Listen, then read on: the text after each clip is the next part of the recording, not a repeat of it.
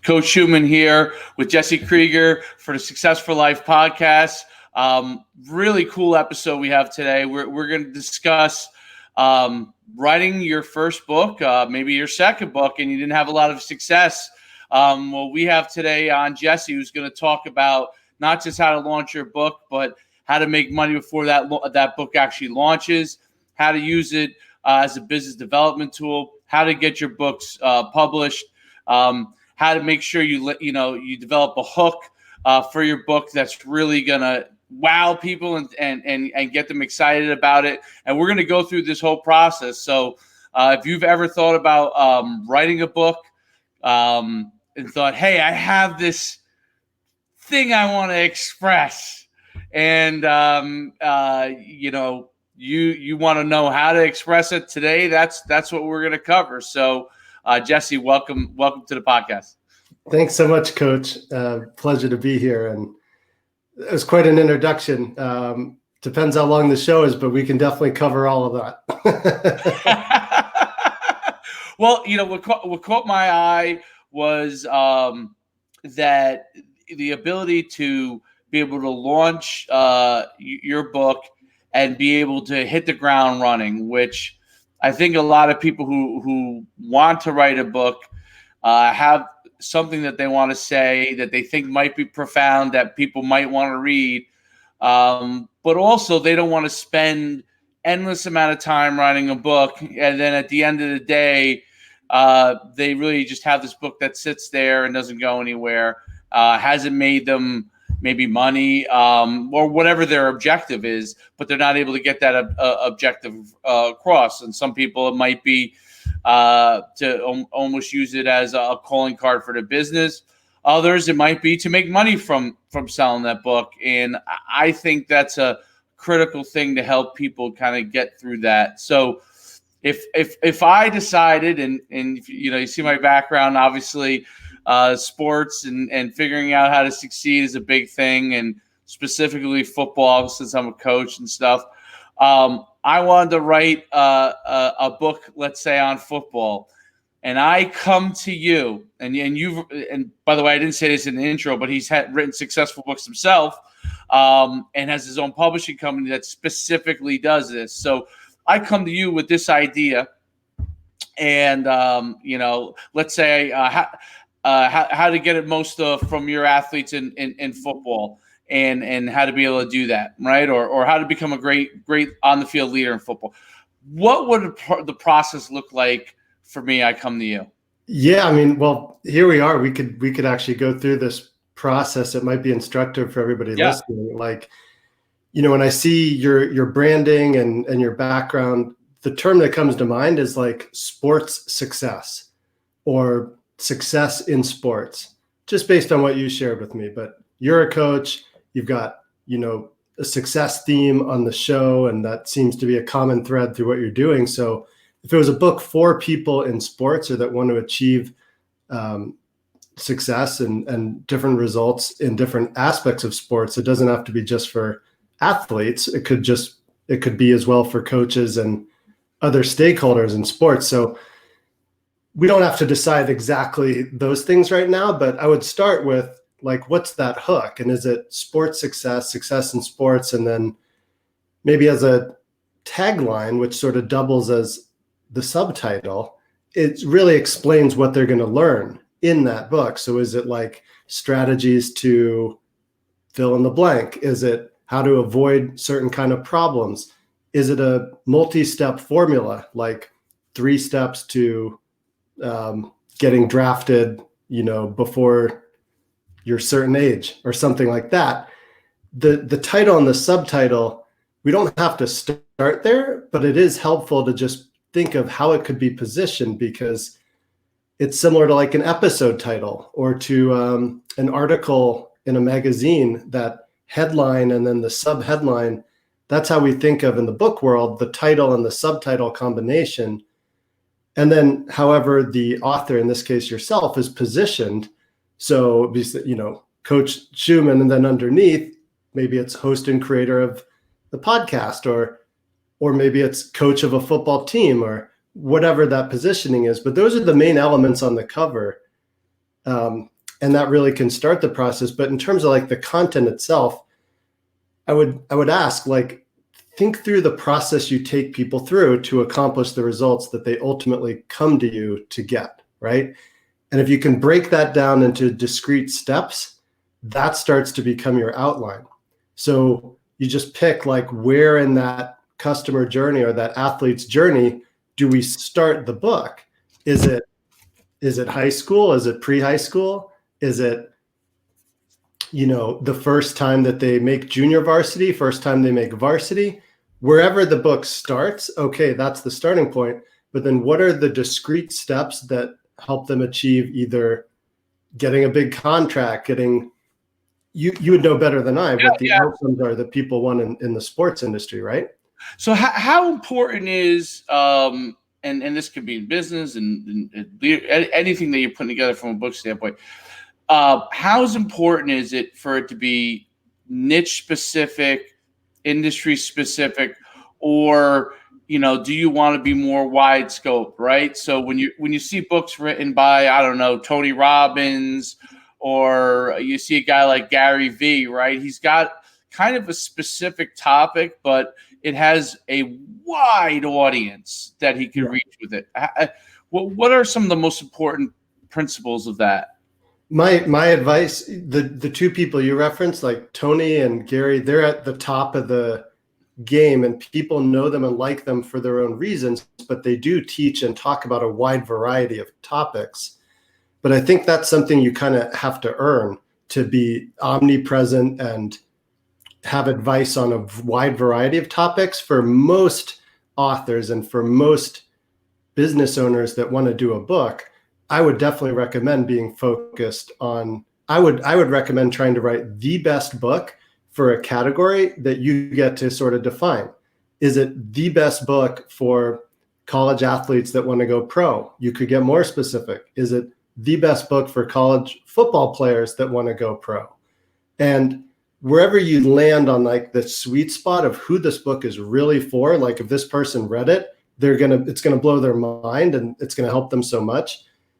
The other people, wider concentric circles of interest exist, right? Like my 73-year-old mom loves reading like Into Thin Air and like crazy rock climbing and adventure books, but she's not doing that. Right. So like, that's a book primarily Into Thin Air or something like in a extreme sports. You pick it, right? Other people will be interested in those topics and they'll gravitate towards it because it's clear who the book is for and what the experience or the value the reader may get from it is. Right. And today there's so much from a learning standpoint. So I'm reading a book right now on how to develop a hedge fund, right? So I don't anticipate at any time in the future that I'm going to be starting a hedge fund, but the interest in the topic of how they go through that process is very interesting to me. And I do invest my money, so there are things I can learn from that. But the book is fascinating. So like if it was called Think Like a Hedge Fund Manager, right, that's sort of like a narrow but broad interest topic. And that's just one example, but that's why like sports success kind of came to me as one idea, is just it's broad, but it's still sports specific and it's achieving success in sports, but it's not so narrowly defined that it excludes other people, like the high school football player's guide to getting drafted would be super niche, right? And maybe not appeal to people in broader circles of interest, right? So those are just a few ways to think about it, but I'm happy to dive into this example or any other aspect of how you create a book out of this. So I come out with an idea, and then I want to go. What would be the next step? Do I come to you with do we flesh out the idea? Is there an outline that we would go through? How do we start that process? Yeah, to be totally honest, like most of our work in publishing starts where there's a first draft of a manuscript or somebody's actively working on it. I made a conscious decision to steer clear from the like, so you want to write a book space. And that makes us a great partner to other people that specifically help people go from like idea to written book in 3 months or whatever that time frame is. Now that being said, I would definitely start with a strategic plan. So not only the book, like the book and the book content is important, but how does this book play into what you want to be focusing on professionally for the next 1 to 3 years? In other words, if somebody reads your book and they're like, oh, this guy's got it, or this gal knows her stuff, what are the other ways they can work with you? And that's where the book becomes the business development tool. One of the best is because somebody's learning 150, 180 pages plus of your story, your experience, your wisdom, your strategies. And the right people will self-select and be like, oh, that's my guy, that's my gal. And having that, the next step available for them is that coaching, is that some kind of a membership service? Is it a training program? Is it a live event? Is it a retreat? We want to embed those into the book so that the book is part of the broader business strategy. So that's really the starting point in my mind. A lot of people start writing, or some people will write a whole book before they really think about it in those terms. And that's fine. We can help a lot with that too. But if I was starting blank slate, I'd look at the next 12, 18 months. What do I want to be known for? What do I want to accomplish? And what are the primary 1 to 3 ways I want to work with clients? And then we get into the sort of the specifics for the book creation process. You know, that's really interesting that you bring that up, those business aspects of it, because I remember when the 4-hour work week first came out. This, some of my followers are much younger than both of us, but when the 4-hour work week came out, I was very young and I was just starting my own business at the time, and they had all these tools. So it wasn't just a book, even though they had. When you go back to it, and obviously now Tim Ferriss is very successful in a lot of different ways, not just from his books have expanded into these monumental epic books, but it's still with that same presence. So when you read a Tim Ferriss book that has I have, I think 3 or 4 of his books. One's the big, huge one that has the mentor. Tools of Buttons, or yes, and but his original book, The 4-Hour Work Week, was almost a mini version of that. He was giving recommendations of websites to go to do the things that he did. It just was condensed in a much shorter book. And then he extended it with his own website, which had like worksheets and different things like that, that very simple, but were very helpful. Affiliate. No, 100%. That's how he built 1 million people on his email list. Was one, the book is great, and there are a lot of practical resources and information and strategies. Like, that's kind of baseline. It is a really solid book. It inspired me too. And then the other piece is bouncing people to where they can access more resources. Now they're in his sphere of influence. Now he can send them newsletter back then, and now the podcast and podcast interviews go out to everybody that's subscribed, even from the 4-hour work week days. And so it really became cumulative in that way. The interesting thing, since you mentioned 4-hour work week, the book content itself is organized DEAL: delegate, eliminate, automate, liberate. And so we don't usually think about 4-hour work week this way, but if we're talking about creating a book, is very consciously an acronym. DEAL. Here's the new deal for your life. You're going to delegate, eliminate, automate, and then liberate yourself. And that was the framework that he hung all of the ideas on, that all the stories and the chapters and the case studies and all of that. If you go back and look at the book, it's organized in that fashion. So there's something to be taken away from this. You know, if there's an acronym like sports, what could SPORTS stand for as an acronym, just for example? Right. Or a multi-step process, which really lends itself well to books. So 7 Habits of Highly Effective People is the most accessible example of that. Right. But many books will have, you know, your 3 steps to accomplish this, or 4 weeks to lose 10 pounds, or whatever it is, can be to include numbers or quantifying the result or process is also really lends itself well to a book. How important do you think it is for someone writing a book to be able to have the whole entire book completed, or do they need to have, let's say they were doing, 15 chapters that end up being like 200 some odd pages, but they have about half of that maybe in content?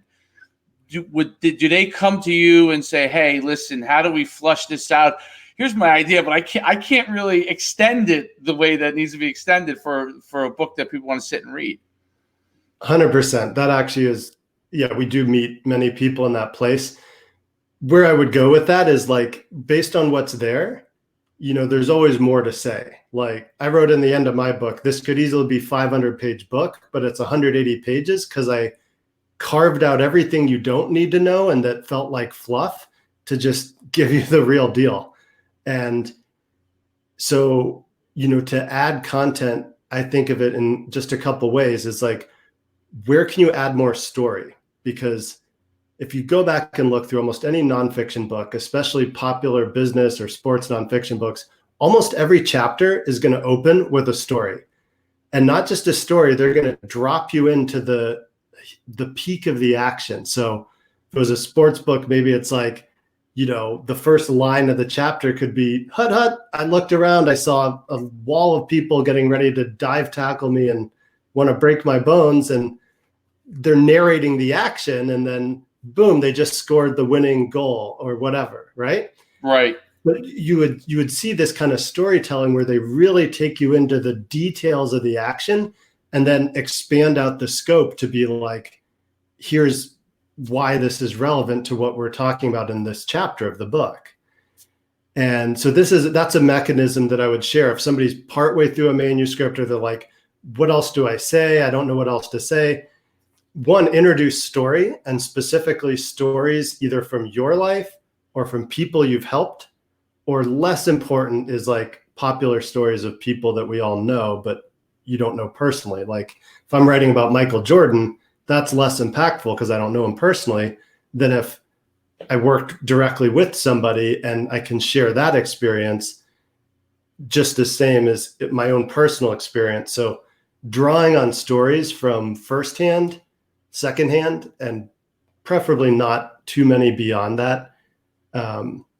I could go into why, but you just don't want to be telling a bunch of stories about people you don't know because it just gets. Yeah, I've read some books that did exactly that where they did like almost like famous person told a story about them, and I found it very not interesting because I could go and kind of research that story myself. And to pay for a book for them to regurgitate a story that most people know as a lesson, but when you get the firsthand story that you don't know, firsthand account of someone you don't know, right? Because with an author, you're getting introduced to them possibly for the first time and their stories. I think that's really, really much more impactful because you're learning something new, right? Or especially in nonfiction, you're always looking to take something away from that book that you didn't know before, and the more of those nuggets you could take away probably dictates how good that book is to somebody. Yeah, I mean, if I put my publisher's hat on, like people buy a book because they want to overcome a problem or get away from some negative situation in their life. They want to accomplish a goal or achieve something positive, or they want to be entertained or some combination thereof. And like, you could just validate if that's true in your own life listening to this, but that's a different perspective than the author has or the publisher has in terms of like writing it and all the personal elements of thinking through your life and their stories and distilling it down. That's the process. But where we want it to arrive is something that's interesting and compelling to readers and that can hook their attention right away and then truly sort of reel them in so that they learn the whole story and eventually even have an opportunity to work with you as the author/business owner. And that's when it's really done right, is like the people that already know you or that knew me when I was writing my book, that's just the smallest subset of people that are interested in my case, how do you run an online business from anywhere in the world, right? I was a lifestyle entrepreneur in a nutshell. And the number of people interested in that so far exceeds the number of people that knew me when I was writing it. So that's something else that's important to think about, is like, your family and friends aren't necessarily the best mirror for you writing your book, because they know everything, right? They know you when you were a kid, they know all this other stuff, but ultimately you're packaging up the part of your life and the stories from your life and the experience that you want to be known for by Right. people that don't necessarily know you yet. And that actually becomes a big part of the publishing process, is getting clear on what that is. And that's why we can work with someone that's halfway into a manuscript. If they're running out of steam, they're probably not clear on some of the things that we're talking about here, and I can help accomplish that. So the business side of it, and being able to, because I titled it, because that was the thing that grabbed me obviously the most, was making $10,000 before you launch your actual book. What are, which is incredibly appealing to anyone writing a book. If they, you're not saying, hey, you're going to get rich from the book. You're saying, hey, you're going to be able to make some money, and then if you hit it right, you could really go to a different level probably in your business from it. Tell me more about that. Sure. Yeah. And happy to dive into that. So, I've done a lot, and I teach a lot, and I talk a lot about how to make $10,000 or more before your book even hits shelves or even comes out if you self-publish it. And what that really entails is some of the things we've been talking about here, but it's having a pre-launch campaign. So before the book comes out, we start pre-selling, yes, copies of the book, but specifically bundling up these other offers into compelling packages or bundles. So for example, if you pre-order 10 copies of the book, maybe you'll get, my 10 favorite podcast episodes. If you pre-order 25 copies of the book, I'll do a one-on-one consultation with you, and we can cover X, Y, and Z on that call. If you pre-order 50 copies of the book, then I'll come in and do a lunch and learn. I'll do a presentation to your organization or your company or your team. If you pre-order 100 copies, then I'll do a keynote and distribute those 100 copies to your, whoever is in the organization or the company that's buying it. So if you structure it like that, you could price it in terms of books, but really it's a dollar amount. So if it's a $250 package, maybe you have a $500 package. And if you have, let's say, $1,000 package anchoring at the high end of that price point, you could do higher, but let's just say it's there. You really, if you only sold 10 copies of that $1,000 package, then there's your 10K. I mean, so if that was, you're going to do, 2 months of one-on-one coaching, and it's only available for 10 people, and it's only available during this 30-day pre-launch campaign we're doing for my book, that could sew you up right there. You get 10 clients, and then it's no longer available. You got your $10,000, and you pre-sold a bunch of books. Now you start to get momentum going to the book launch, because those people that, we can cover that a little later leading up to the book launch, but structuring these bundles and structuring these offers so that the book drives it. Like, this is the coming out party for the book. We're saying, hey, I've been working on this book. I'm so excited to share it with you for the first time. And we've put together some amazing bonuses and bundles that you can access for a limited time only when you check out the book and support my campaign. I'm just paraphrasing there, but that's the beginning of the intrigue. And they say, oh, wow, like what's Coach Schuman put together? And lo and behold, there's 4 different ways they can play, ranging from $50 up to $100, $250, maybe $500 to $1,000.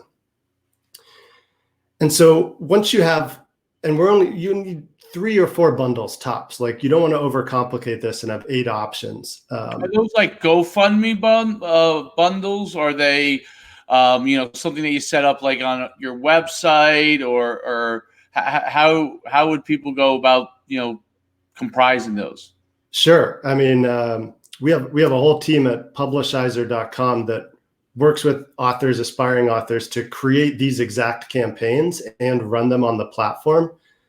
So that's one option and it's free and it's available to anybody. But it doesn't have to be through an existing platform either. Even if you have an existing website and you just set up a page that's like the book or pre-launch, whatever.com/book, then that page can have the different offers. And you could just have a button to, 3 or 4 different checkout pages. Somebody's paying you $100. Okay, you just know you have to fulfill them, this training course and 3 copies of the book when it's ready. Somebody sends you $250. Great. Schedule that one-on-one call with them and get them access to a digital training resource that you have, right, that they paid for. So in this way, we can make really any amount, but I think 10,000 is a great target, because if you can pre-sell $10,000 worth of offers in the context of your book, then that's a great start. That's great. I mean, it's nice to have the $10,000, but it proves that you can take the actions necessary to drive sales and to do marketing. And, this is far preferable to what I hear so often that just breaks my heart is, I'm just going to put it online and see what happens. I can tell you what's going to happen. Nothing. Or your mom and your cousin buy a copy and leave a review and it gets flagged because they can see that you're related, right? So if you just put it online to see what happens, not much is going to happen. But if you get 3-4 months ahead of the book release date, even if you self-publish, and that's when you start the messaging, that's when you start enrolling people in your offers. Then when the book actually comes out, great, celebrate. And you've already got those sales to help move it up the charts. And we can go into that aspect too, but happy to go deeper into this pre-launch campaign idea and bringing money in the door before books are even sold through retail. I love that. So is that now, when you're selling the book, how important is Amazon? How important is it to try and get in Barnes and Nobles? I'm pretty ignorant to the process, other than I've bought books at those places, right? So, but I couldn't tell you how a book gets in there. I mean, Amazon, I know that they have the tools that you could upload it, but how effective is that? So what are the different avenues? And do you do that in the pre-sale, I guess, maybe too? I don't know. Yeah. So, I mean, Amazon here in the US is obviously the big fish. And not just in books, but it's interesting that they started as a bookseller and have evolved into everything. They have quality tools for self-publishing. And if you self-publish through Amazon, like, you could do just fine just in that ecosystem alone. But like, for us as a publishing company, we have distribution so that any book we publish is available in every retailer that sells books, from Barnes and Noble to libraries, airport bookstores. There's actually a lot of places that sell books that aren't even necessarily bookstores. And that's sort of the divide between self-publishing. You're on Amazon, you can do it all there. A lot of customers are there already, versus somebody that has like a regional or a national platform. Like, that's why you see anybody on cable news, right? They've always got a book that they're flogging because they're reaching 1 million plus viewers in some cases. So the numbers just shake out that's why they're always on the New York Times bestseller list. Right. It's just that audience reach, and not being like, go get my book on Amazon, but here's my book. It's available wherever books are sold. And those are the magic words when you do have distribution, is to just get in front of people, talk about the ideas in your book and create an engaging content around it, and then say, here's my book. It's available wherever books are sold. What have you found for small booksellers? So they've never sold a book before, and they follow. They come in contract with you, and you work with them, and you launch them. Where have you found their most success as far as selling books? Like which channel, or like which channel?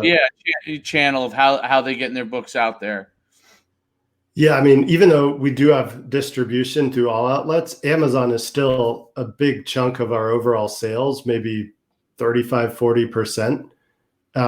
And that's great. The more sales, the merrier. So that's one avenue, but I don't think of it as much in terms of like which bookseller or which retailer, as much as like what's the marketing crank that they're turning. How are people discovering their book, becoming educated and informed enough where they want to buy it, and then they can buy it anywhere. And so that's what I really think is effective. And to that front, all you really need is one quality book funnel, and you could build on that into 100,000 book sales. And a book funnel would simply be a landing page where it's either start reading my book now, let me send you the first 2 chapters for free, just tell me where, put your email in here. Or it could be offering a free resource like a checklist or the sports success blueprint, or there's all types of different resources that can be given away for free in exchange for that name and email. And then you just lead them through a few email sequence, maybe 4 to 7, where give a little context on yourself, but really talk about how you can help them and how the ideas in your book can help and benefit them. Then maybe do a deep dive into 1 or 2 of those ideas in the book and be like, in chapter 2, I really go in depth about how to structure an online business. And here's the 3 things you need to know, or whatever. And then after somebody's getting these emails, and the footer of every one says, this is an excerpt from my book, Lifestyle Entrepreneur. Click here to order now. And so that becomes a sequence, let's just say a 1-week experience, where if someone went through it and read all the emails, they'd get to know a little bit about my story, learn about the book, learn a couple cool things that they can use right away, and be inspired for what's possible if they buy and read the book. And so if you have something like that in place, that's what we work with our authors to create, because then it's coming on shows like yours, it's getting in front of new audiences. It's getting the message out, knowing that if people are interested, there's a pathway that escalates them into selling the book and also any other offers that you may have. But is that helpful? I could go into more detail on like a book marketing funnel. Yeah. Tell me a little bit more about how you guys, you decide to market a book and maybe a little bit about how that works for people. Yeah, absolutely. So when we're thinking about the marketing for the book, we're really getting clear on that target audience, right? Really the core audience, and then maybe 1 degree removed of that audience. So like, in your case, let's say if it's football players within a certain age range, then that's 1. And then let's say maybe it's their coaches and their parents, and that's 1 degree of separation. So then the marketing itself becomes, how do we get the right message in front of these people in a compelling way that leads them into finding out and buying our book? And so that could be something as simple as creating a few short videos, 3 to 5 minutes, teaching on a specific topic and running it as an ad on Facebook only to people interested in football in the US, ages 18 to 25. Now you're speaking to that audience with content, right? Just the same, it could be saying, okay, what are the top 50 podcasts on sports and football or sports generally? And then campaigning out to like create a 1-sheet, pitch, get interest, get booked, have the interview.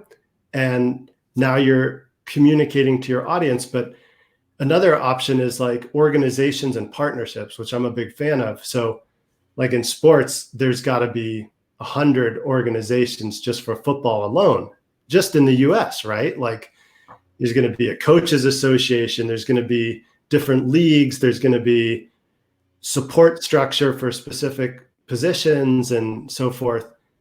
If you can start to build relationships with those organizations and companies and people that also service your ideal reader, that's where the real exponential magic happens. Because if you get like, you could even tell me the name of one, I'm sort of riffing on this, but like the US Football Coaches Association or High School Football Coaches American Football Coaches Association is the biggest. American Football Coaches Association. Huge organization.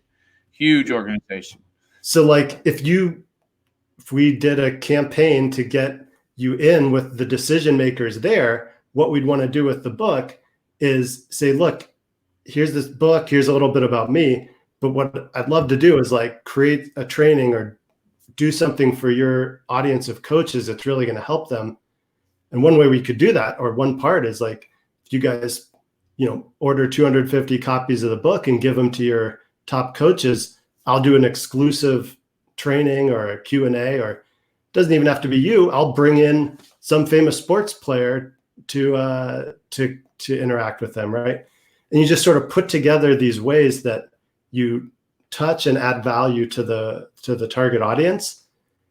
And then the marketing piece is just how they actually buy the book as a result of that. But that kind of starts to take care of itself when you approach in these ways, through partnerships, through creating and getting content specifically in front of the audience we want, and having media hooks that get you booked on shows and so forth.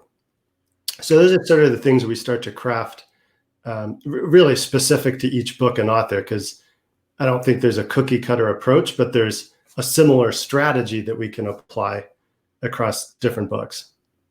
What have been the most successful? So guys that have come or gals that have come to you to write a book, what characteristics and mindset or did they have to have when to be successful? The ones that you found that have really had great success for you, what has been their approach to the whole process? It's a great question. I think about some of our top selling authors. There's Dr. Dan Engel, who was featured in Tim Ferriss's Tools of Titans. And Tim actually promoted the book, The Concussion Repair Manual, when it came out. And that was an amazing experience, right? But like someone like that, or a Ryan Mickler, who wrote Sovereignty, The Battle for the Hearts and Minds of Men, and he runs the Order of Man Facebook group and podcast with, tens of thousands of people in the Facebook group.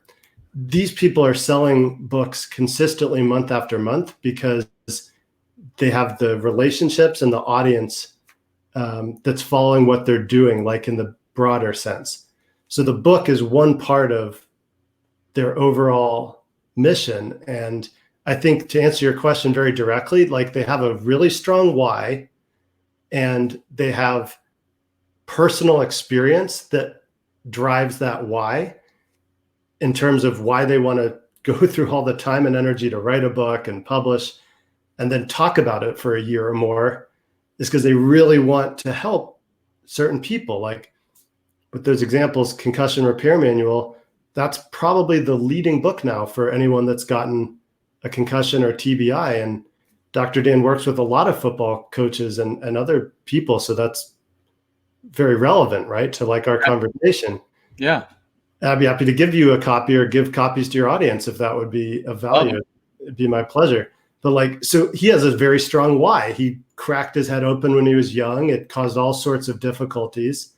And now he's done so much work with other people that have had concussions that he's got a comprehensive way to deal with them, right? So I would say like the most successful, they don't pin all their hopes on the book. Like the book is the thing that's going to do it. They're like, I've got 5 to 10 years of experience in this field. And people are asking me like, what's your approach? Or how do you do that? Or how do you keep accomplishing this?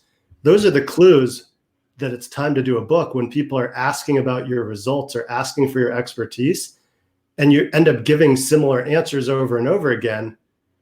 That's just ripe to be like, okay, let me definitively answer the major questions. Even if you said, what's the top 10 questions I get asked over the last 10 years? That could be 10 chapters and that could be an amazing book, right? So these are some of the ways that we sort of approach and think about like the people that are really successful beyond thinking of a book as a milestone. Like it's a milestone in your life to write a book. That's great. Even if no one buys it, it's a transformative process. But to really like make an impact and sell thousands and tens of thousands or more of books requires a pretty strong why. And and it needs to fit into the business and personal focus of that author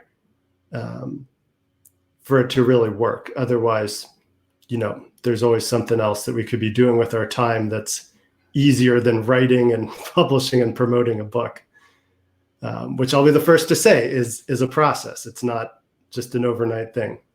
So what's a time frame? So someone decides they want to go and develop a book from conception to completion.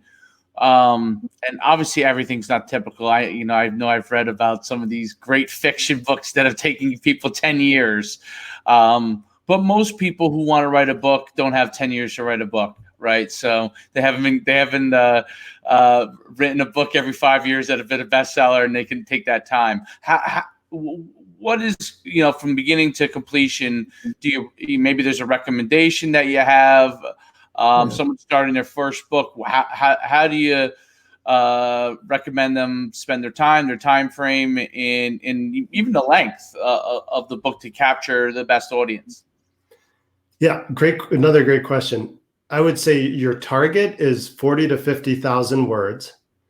And if you can carve out 1 to 2 hours a day, 3 to 4 days per week, you can make considerable progress. 3 to 4 months is somewhat aggressive, but certainly possible. We've had an author that wrote a book in 30 days. He almost collapsed as a result, but he did it. And we have an author that wanted to write a book for over 40 years. So my perspective is, when you say people may not have 10 years to write their book, some people wait decades before they finally do write the book.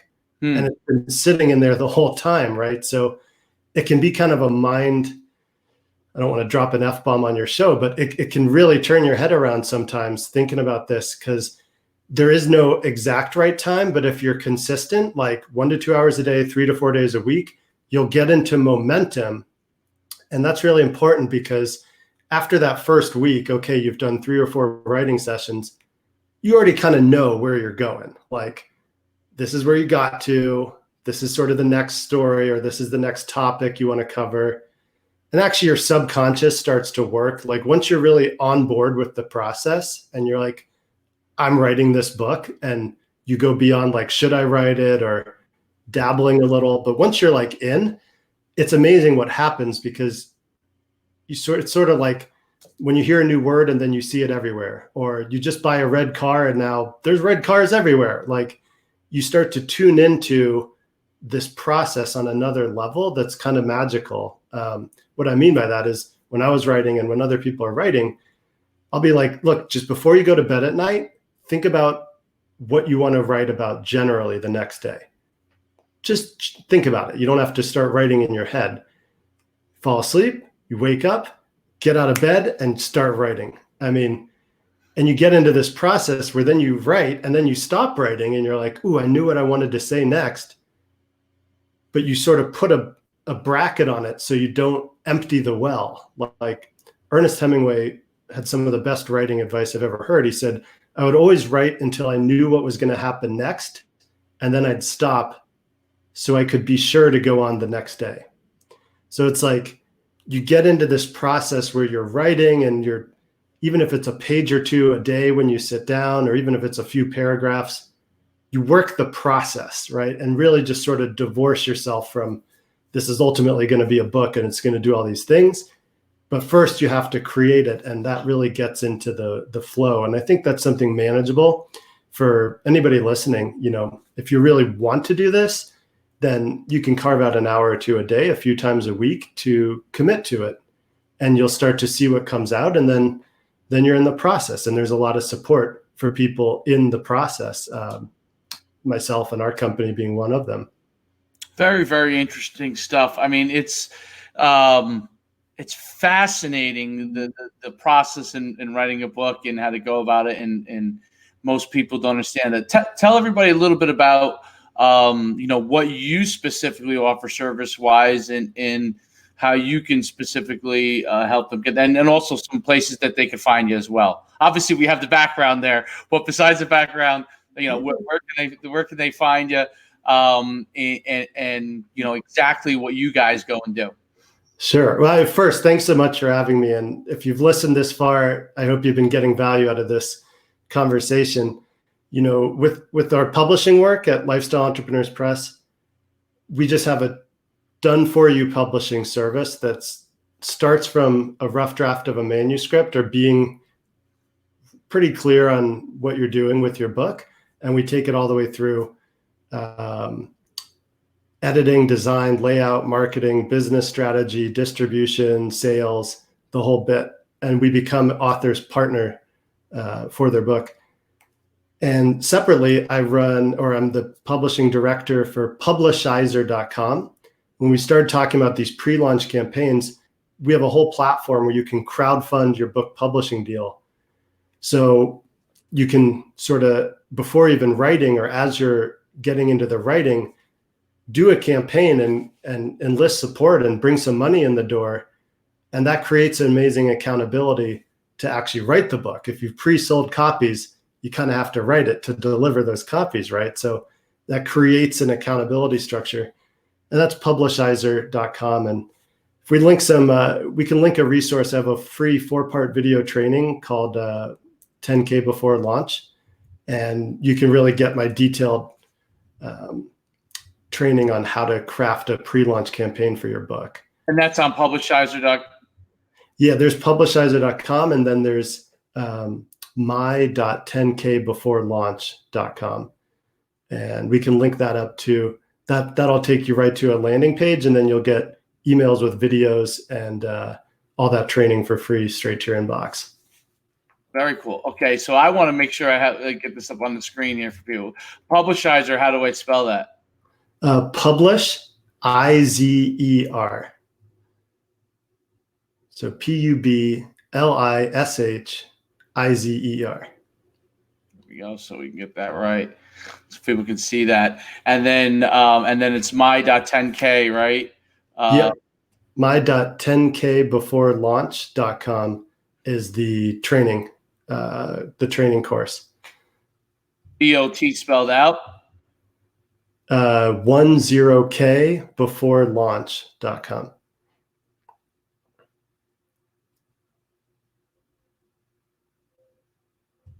Are you throwing it up on the screen?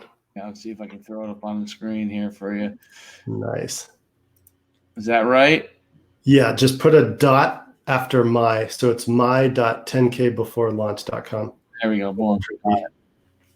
But that is it. Yeah, that's it. Yeah. I'll take you right there. Perfect. Well, I really thank you for coming on. This will be everywhere. You listen to podcasts, and it was live, obviously. And usually we have about 500 to 1,000 people listening to it live between each platform, which is pretty cool. And we'll go and look for more of it down the road. I think it's really interesting putting books together, being able to help business. This is becoming, you talk about it not being a business card, but it really is a form of a business card for people who really want to expand their business. And I would say, I saw Gary Vee speak in 2011 after he had, I think it was just his first book at the time. I can't remember. He had Crush It.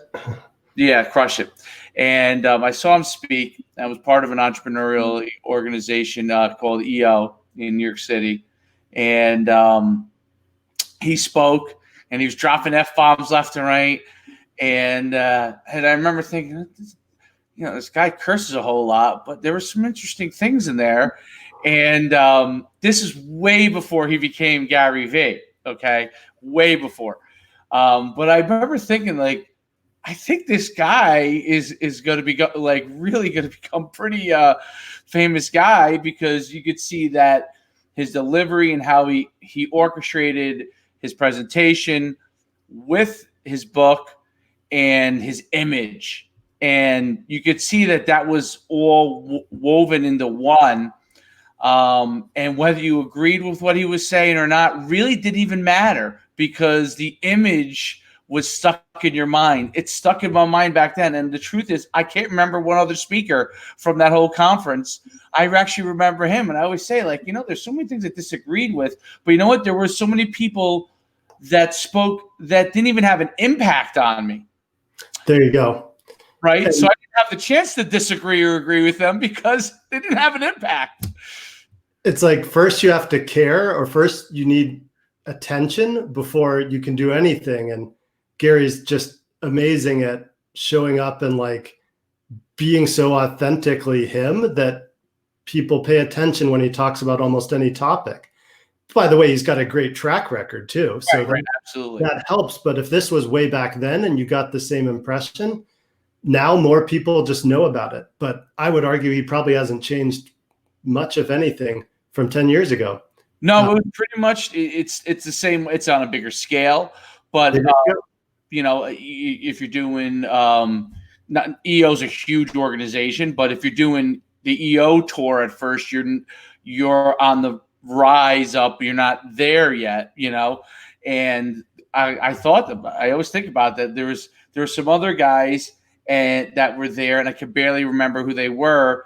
But I knew at that point that this guy was going to be something, and they kind of pitched him that he was going to be in that book. But I knew nothing about his book until I got it for free there. So, by the way, if you got his book for free there, I'll bet you anything that EO did a agreement with Gary to buy X number of copies of his book and give it to all of their members, and in turn, he'll come and speak.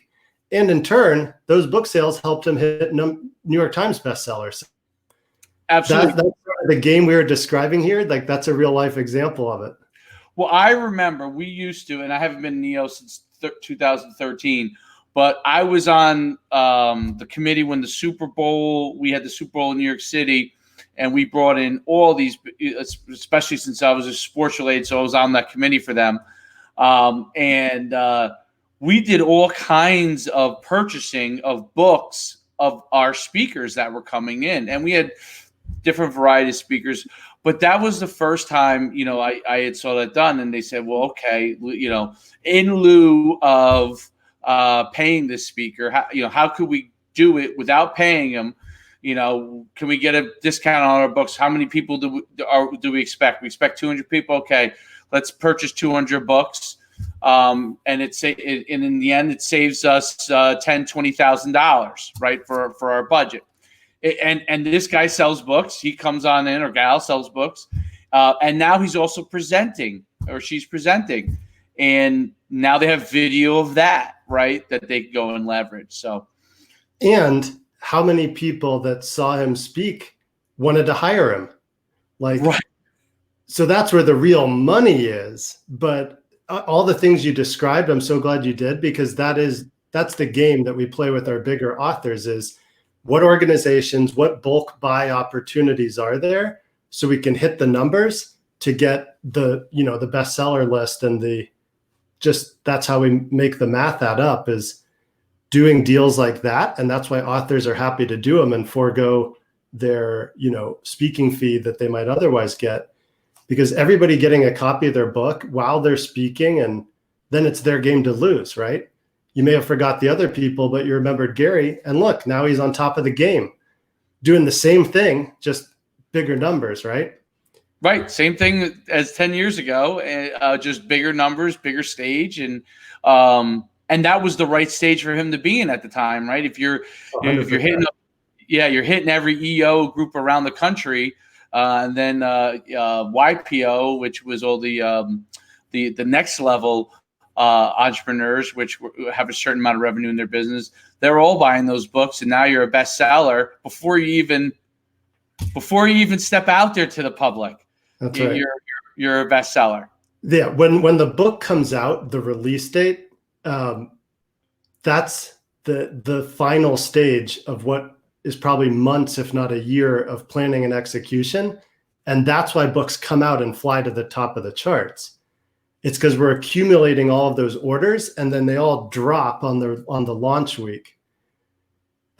Just from a book sales standpoint, that's right. Like how that all works. Of course, that's not the end. That's the beginning, the launch day, but it's the end of the whole process that gets us to the book being out. And that's how we log all those sales on the launch week. Mind-blowing stuff. My.10K before launch.com. You can see, you can go get your own 10K launch and understand more about it, and publishizer.com. Thanks so much for coming on, Jesse. Amazing information. You know, I always like to be blown away when I get to talk to somebody, and this is one of those things that I'm definitely blown away with, and I know that our followers will be as well. I really appreciate that. If you guys watching this have any questions, just tag me in a comment or something, and I'll jump in and answer them. Do you have any Twitter or anything like that, or Facebook and Instagram? But I'm not the most active. You can catch me on Facebook. We'll hit you on the website. That'll be perfectly fine. Yeah.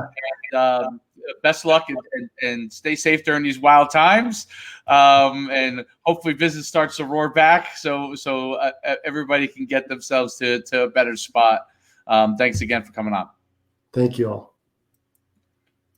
All right. Thanks so much.